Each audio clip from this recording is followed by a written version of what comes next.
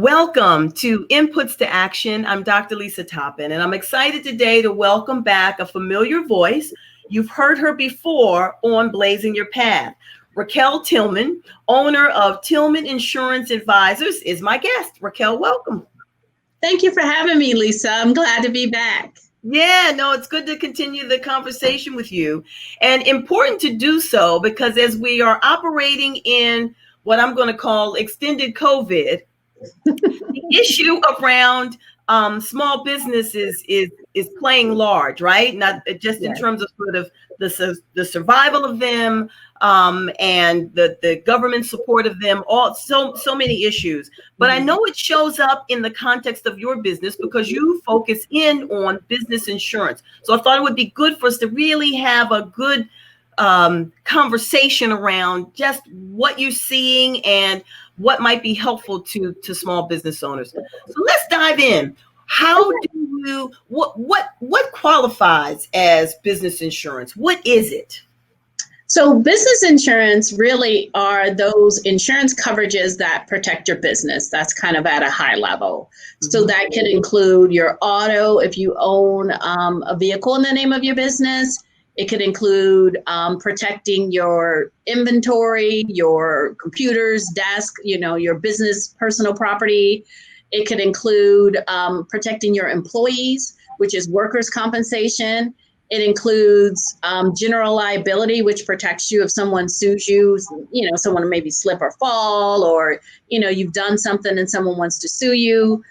It can even include professional liability, like errors and omissions for some of those, services professionals like doctors, lawyers, even, coaches really should have errors and omissions coverage as they're giving advice to clients and different things like that. So that's kind of your basic, insurance policy and what it would cover. Okay, that makes a lot of sense. And I, you said something there that I had not even considered. I'm aware of or been familiar with errors and admissions, particularly as it relates to sort of those professions. I didn't think about it relative to coaches because they really are taking on significant liability around advice that could result in some injury. So that's a significant piece. Hadn't thought about that. Okay, but let's go into this piece now. When you are working with small businesses, what have you seen? Where are some of the gaps? Where don't we have insurance where we should? Well, honestly, in the industry, small businesses either don't purchase it at all, which is the biggest gap, or if they do purchase it, they don't purchase enough. So it's not really a gap that many of them don't have this particular coverage. It really is a gap that they just don't buy it, because when most people think about starting their business, they think about social media, their website, their product, and all of those things. And generally, when clients who are starting their business come to me, it's because someone has required it. Now they're signing a lease, or they're working with a large corporate entity that says, hey, where's your insurance? So a lot of times we're in that time crunch because it's now required. But anytime you have a product that's going out to a consumer's hand or a service where you're touching a client, more than likely you need to have some sort of insurance, and general liability or professional liability is at minimum what is needed for any business that's in place, to be honest with you. Yeah. Now, once you start owning things, you take on something else, but of them, because when you start a business, you don't have a lot of seed money just sitting there, many of the small businesses. So I just want the minimum coverage that is needed to get my lease, or the minimum coverage that is needed in order for me to work with this particular client. And they never come back, or their agent doesn't come back to them to do a visit for them. Let's review, how has your business changed? Because we all started, and you don't have a lot of capital, many of us. So every 2 to 3 years, you should be meeting with your agent, or just like your homeowners and your auto policy. When you get married, that's a significant change. Now you've, made a significant change in your business or change your product. You should reach out to your insurance agent and just ask them to make sure you're insured properly. Yeah, no, you raised such an important point, because it's you totally get the tension that shows up when you're early and you don't have enough, and you're robbing Peter to pay Paul in some respects just to make it go. but it should be growing. And so as it grows, you should reconsider or readjust how you're covering and how you're protecting what you're building. That's right. This really that makes a ton of sense. And I spent some time short time in life insurance, and so it's the same thing. And I know you offer that as well, but it's that idea of you got one family, maybe you just have a husband or a wife or partner, but as you add potentially children to it, the need for insurance has changed because the family has changed. And so that is correct. Same thing with business. Same thing with what? Your business. Yeah. No, that's helpful. So what have you seen in terms of the COVID environment? Has that changed how people are engaging, thinking about and procuring insurance to protect their businesses? Has it raised a certain level of awareness there? Well, I think everybody is aware of their coverages, because if you remember back when COVID started, or at least we were aware of it in March, and we shut down, a lot of politicians were saying, oh, reach out to your insurance agents, your business and income insurance replacement should replace that income. And it did not.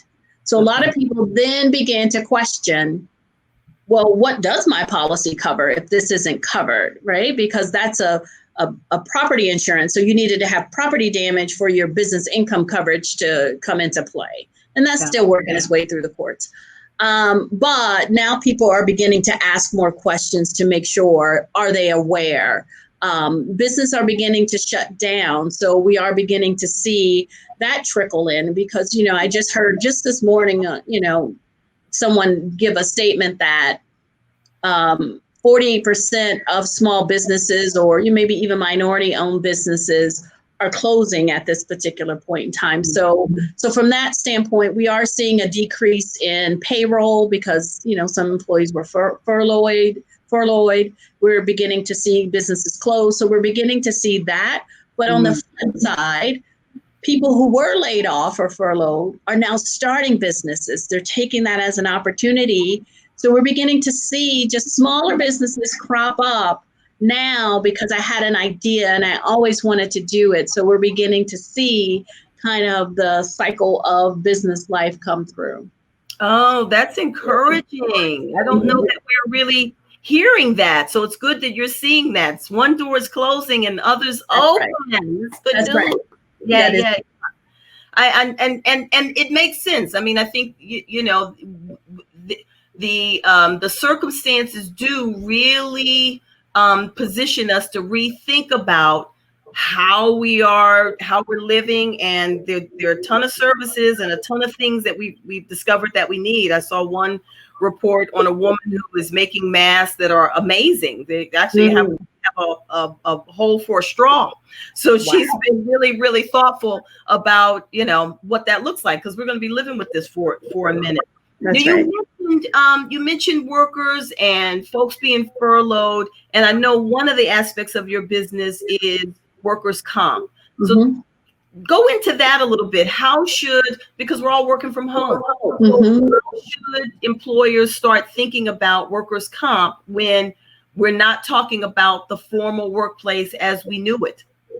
Well, that's probably, workers' compensation is probably one of the last, well, I guess I should say the last coverage that most new businesses purchase, because they purchase their thing and then they hire employees. And in many states, you can have, like in North Carolina, if you have 2 or less employees, you don't have to have it. So once you get 3 or more employees, full-time or part-time, that's when you get it. So most, as you're looking at cost-cutting measures, that's one of the things. But for if you have employees, they're usually your biggest asset that sits in your business, unless you have a lot of equipment. So workers' compensation protects them from disease or injury and different things like that. So if they're out, then your productivity is down, your sales are down. So purchasing workers' compensation will help get them paid, will also help get them back into your offices or your business a lot faster, because the medical expenses are paid for.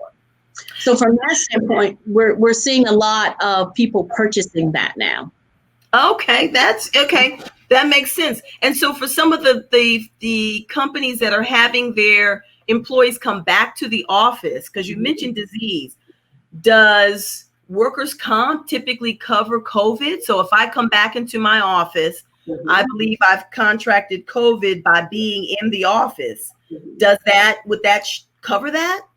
Oh, that's a good question. And it depends, and it depends on your state. But in theory, workers' compensation does not cover communicable diseases like the flu or the cold or something like that, because you can get it anywhere. It generally will cover diseases that you can only get in the office, or you can only prove that you caught it there in the office. Now, as you have, restaurant employees and healthcare workers, there are some states putting in different legislation to help protect those employees, which, the essential workers from that standpoint, but just kind of the run-of-the-mill office is typically not covered, which is why a lot of employers are still continuing to have their employees at home. Yeah.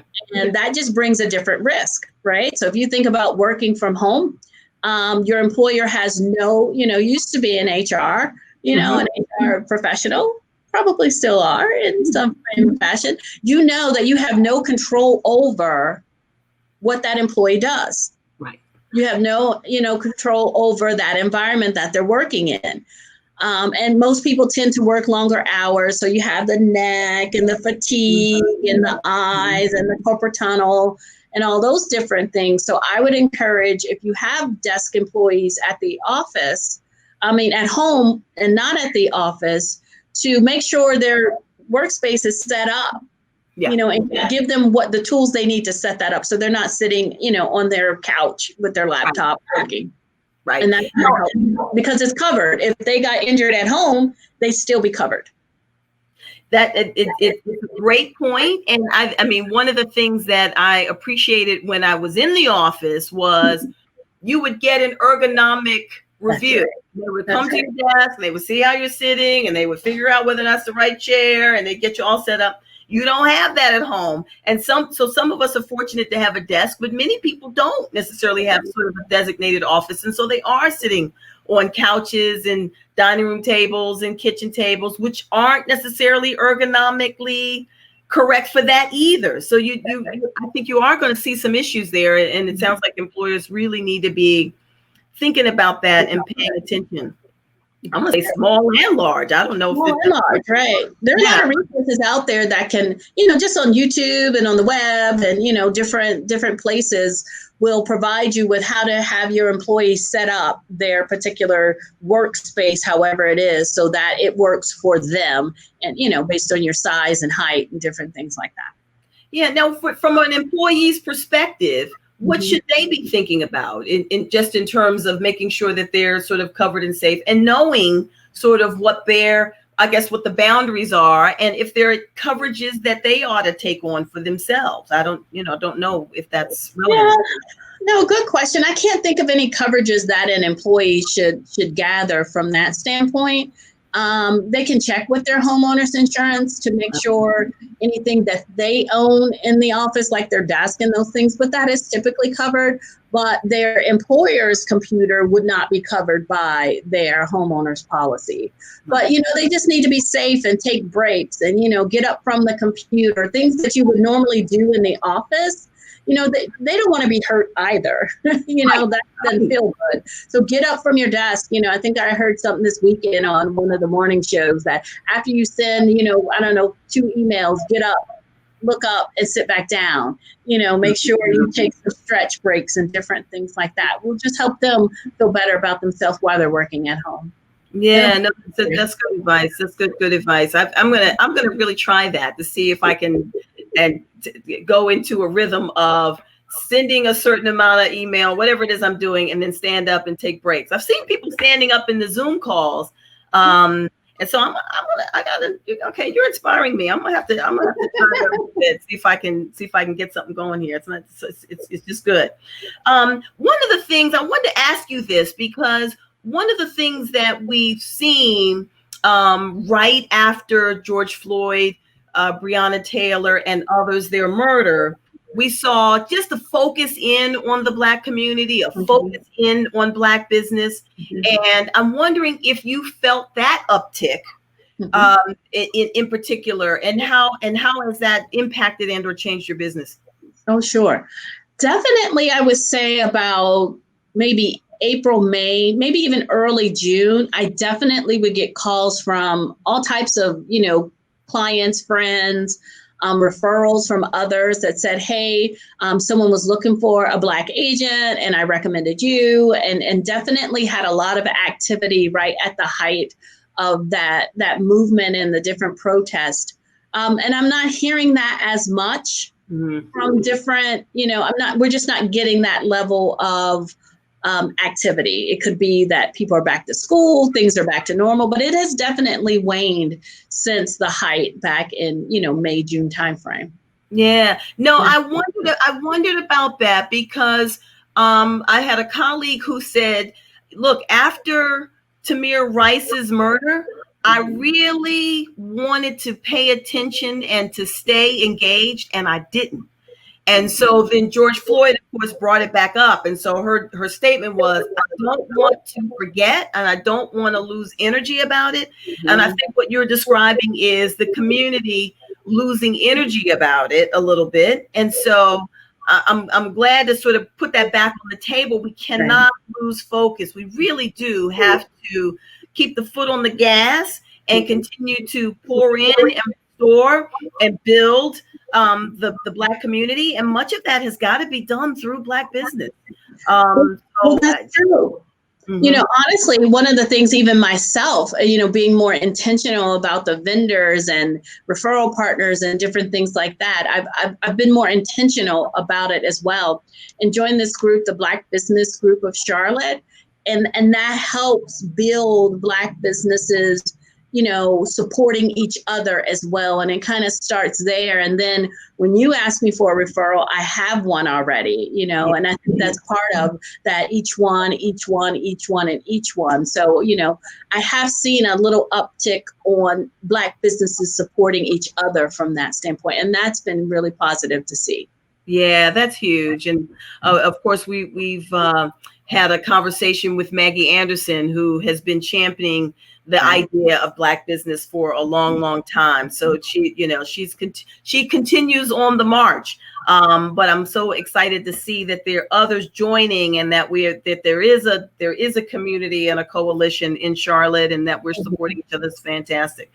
So I thank you again for joining me.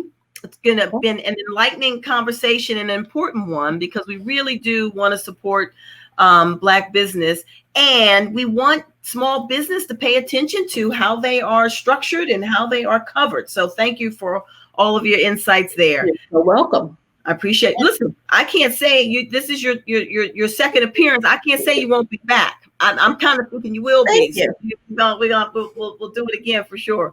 Can I leave one tip for your please. audience? There's one last tip for our business owners. Many of you try to do it yourself, and I implore you to get an agent. Many of us, we get a lawyer for our legal advice, accountant for an accounting advice, and then we go to our friends for insurance advice. But when you're dealing with your business and you have your money involved in supporting this business, your dream, you really do need a professional. So I encourage you and implore you to hire an insurance professional to handle your insurance. Oh, that's just so sage advice. I mean, I have seen that over and over again, where even I've seen it even in the investing world, where all of a sudden we want to do it ourselves. And I'm not saying that you shouldn't engage in some investing, but leading your own investments. But on the other end, it might be powerful to have somebody who's doing it, who's studied it, who's working at it and doing it all the time, also engaged and a part of your team in doing that. So that's such an important point, and thank you for ensuring that we get to that. So you've gotten the input, and now you have the action. Engage an agent to help you. Thank you. Yes. All right. Well, we're going to leave it with that. Yes. So thank you for that great advice. Thank you for joining me. Thank you for having me. You have been listening to Inputs to Action. I'm Dr. Lisa Toppin. My guest has been Raquel Tillman, owner of the Tillman Insurance Advisors Agency. And so thank you again. You're welcome. Thanks.